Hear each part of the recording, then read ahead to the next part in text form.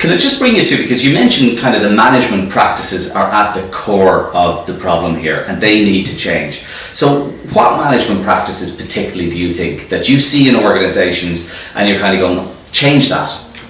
Well, I mean, if you look at the epidemiological research that looks at the effect of various management practices on health, you find a number of things. Of course, number one, economic insecurity, which comes in two forms. One is layoffs. Layoffs are much more frequent than they used to be. They've spread around the world. Everybody wants to copy the United States. Lay everybody off all the time.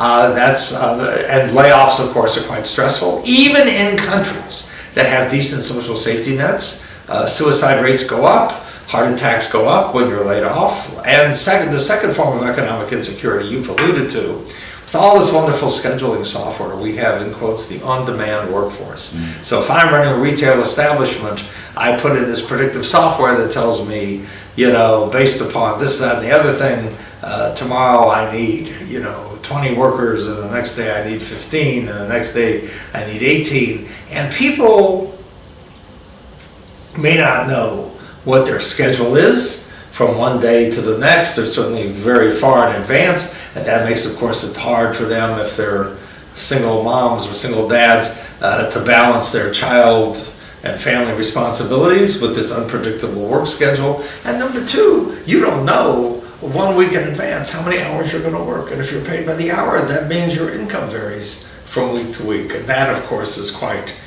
so economic insecurity is a huge source of stress and problems. Number two, being micromanaged, the absence of job control. We've known this since the famous Whitehall studies done by Michael Marmot in the 1970s, where he asked, why is it that the senior members of the British Civil Service are living so much longer than the lower level people? And it's not just because of genetics or health habits. It's because the higher you are in an organizational hierarchy, the more control you have over your work. So I give you stuff to do, but you can figure out when you're going to do it and how you're going to do it. And that job control provides you an ability to cope with job demands much more effectively. So that, I think, would be a second thing that's important.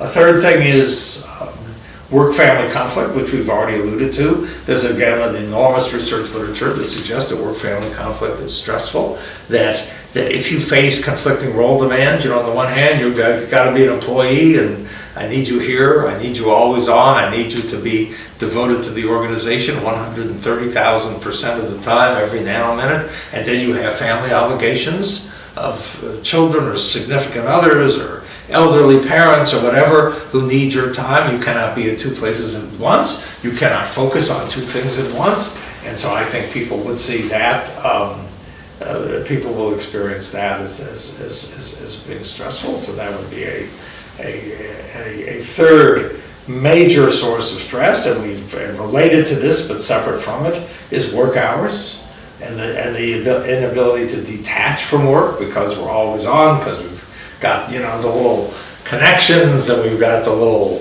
the electronics and whatever, and work hours have gone up, at least in the United States.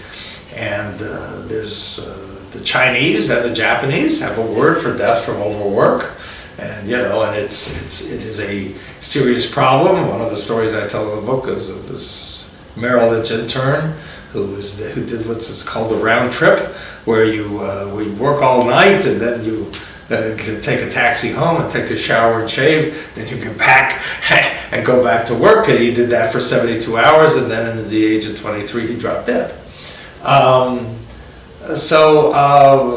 China, there's an article which I cited, Dying for a Paycheck, which talks about 1 million people a year dying from overwork.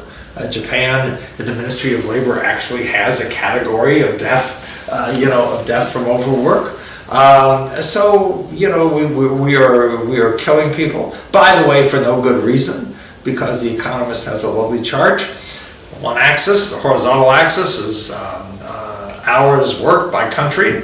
Vertical axis is productivity, linearly down. The more hours you work, the less productive you are. Because once people become exhausted, they're essentially useless. But they're putting in time because they're showing how loyal they are to the organization.